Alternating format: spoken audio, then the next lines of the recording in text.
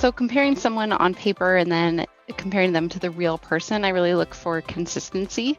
So making sure that kind of how I imagine this person to be, if they seemed really academically strong and their clinical skills and their clinical questions are not very strong, when there's a disconnect there, that's a little bit of a red flag. Sure. And just whether or not they meet expectations, if their letters of recommendation were really glowing and we just don't see that in person in terms of their personality and things and their inconsistencies. That's kind of what I look for, is just things matching up. Yeah. So typically, and this is a generic phrase that a lot of the matches is just fit. So what kind of personality do they have, or what they're looking for, what we have to offer? And it doesn't always go in the direction of, are they a good candidate for us, but are we a good candidate for them? And so often residents forget that it should go both ways, and that they should have tough questions for us and make sure that we are offering the things that they're looking for. We've had some residents in the past who, once they show up, were not quite what they were expecting. We're a large community hospital. We're not a teaching institution. And so there are certain things that come along with each of those different practice styles that catch the resident off guard. And so it's a really important match for the resident also. And so a resident who asks good questions, again, that's familiar with our practice style, and those are really key things that we're looking for, so that both they can enjoy their year in residency and we can enjoy them. How much preparation people have done. So, you have on the one end some candidates that can, they could pretty much recite your entire website about your program and your hospital, and that's always surprising on one end. And then you have a lot of the ones on the opposite end that ask a lot of very basic questions that are right there on the website. And so I expect people to be relatively prepared. Really, we're trying to get to know them.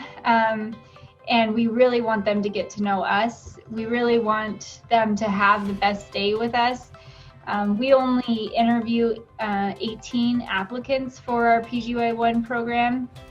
And so really at that point, we whittled down the 18 that we really feel like are pretty good fits for us. I really like to see excitement, see the passion that they, how much they want to do a residency.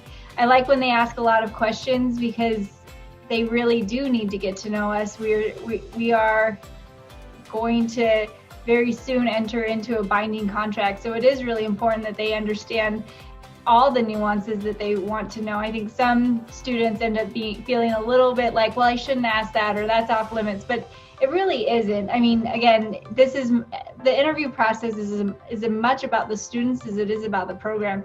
We really need to make sure that we are a good fit, and it truly, I think there's so much built into, well, my application wasn't good enough and that's why I didn't match. You really have to connect with the individual programs that you're wanting to go to, or you don't want to be there. You don't want to go somewhere where you feel like the year is hard to get through. You want to be somewhere where you are happy all year long. What we look for the most when the candidate comes for the interview is really to kind of assess that fit. Because every institution, the culture is a little different, and it's nice to see kind of the residents' behavior and like how nervous or laid back they are in the situation, and do we see this person kind of fitting in with our environment in terms of their approach to pharmacy and just kind of their overall attitude. So those are kind of the things that we're looking for, and we do that also by asking the behavioral-based questions so that the candidate can share examples with us so that we can actually see how they've demonstrated certain behaviors in the past.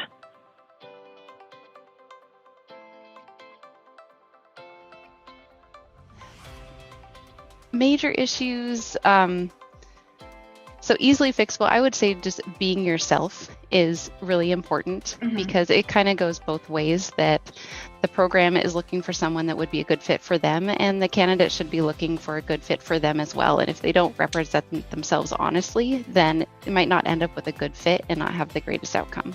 And I know it's been incorporated in some of the schools of pharmacy curriculum is the growth mindset.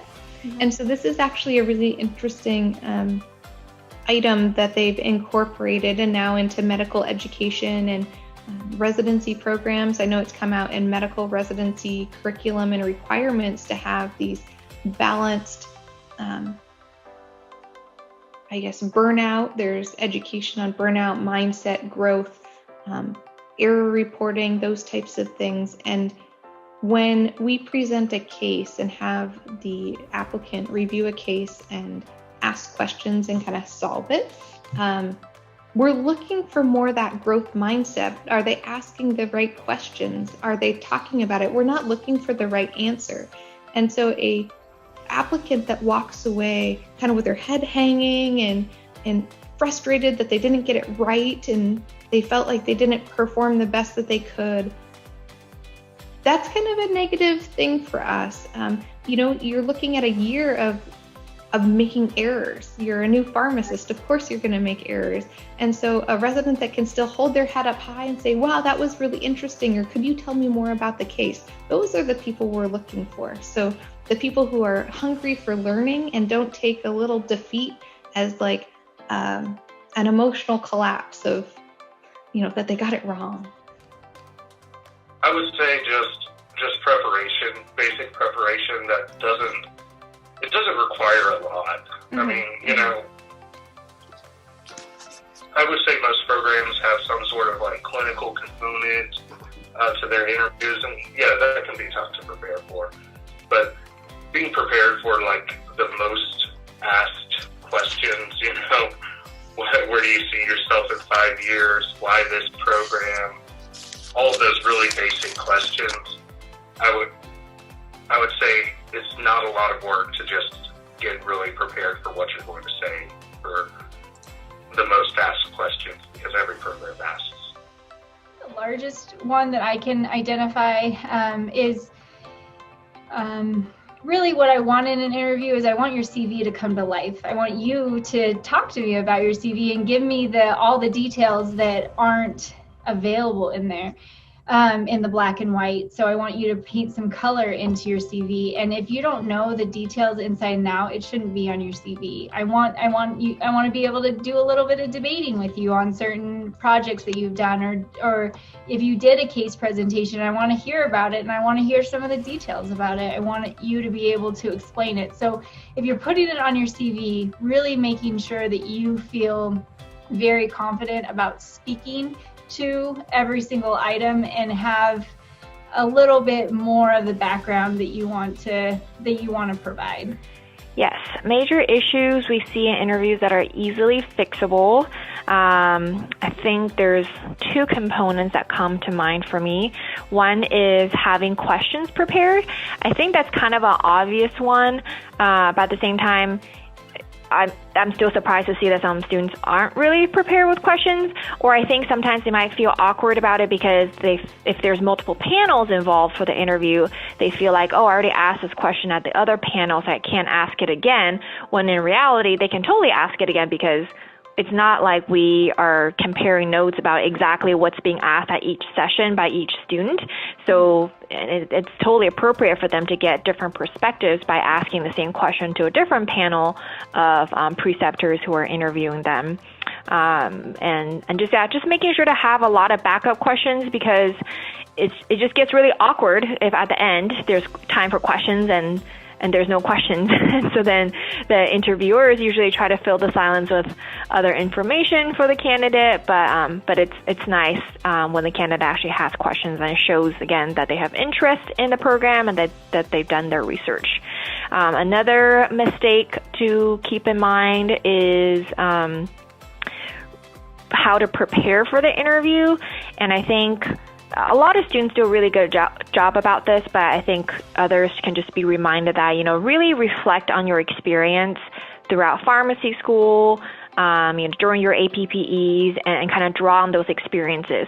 You don't necessarily need to write out your exact answer because you don't want to sound too rehearsed, but at the same time, come up with, what are the kind of behaviors you think programs would be looking for and asking about, and come up with 2 to 3 different examples to illustrate each. So for example, oftentimes people ask about effective communication skills. So you should think about what are some positive or negative experiences you've had with regards to communication, so that when that question come up, you can kind of easily draw from that experience. Whereas if you're not prepared, then when that question gets asked, then there can also be awkward silence of the student trying to think of an experience right on the spot, which of course there can be time for the student to think about, but once that gets to be more than 10 seconds, again, it's just getting a little bit more awkward.